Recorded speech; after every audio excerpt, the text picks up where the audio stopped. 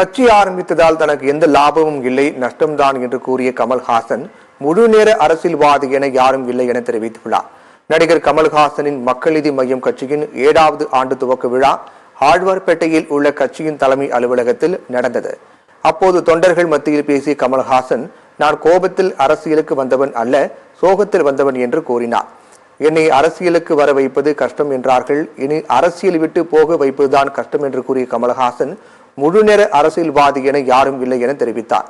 கூட்டணி பற்றி பேசிய அவர் விரைவில் நல்ல செய்தி வரும் என்று நம்பிக்கை தெரிவித்தார். எதிர்பார்ப்பிடையே நடப்பது போல் விவசாயிகளை மத்திய அரசு நடத்துகிறது என்றும் அவர் குற்றம் சாட்டினார். நீங்க சினிமாவில் நடிக்க போறீங்களே, அப்ப முழு நேர அரசியல்வாதி இல்லைன்னு மற்றவங்க எல்லாம் சொல்றாங்களே, முழு நேர அரசியல்வாதி என்பவர் யார்? ஏன் முழு நேர அரசியலில் வரவில்லை என்று கேட்பவர்களுக்கு ஒன்று சொல்லுகிறேன். இந்த நிஜத்தை நீங்கள் புரிந்து கொள்ளுங்கள். இங்கே நடக்கும் இந்த கூட்டம், இங்கே இதற்கு பிறகு கிடைக்க போகும் சிற்றுண்டி, இந்த கொடி, இந்த மேடை எல்லாமே நான் சம்பாதிச்சு வந்த காசுல இருந்து பண்ணது.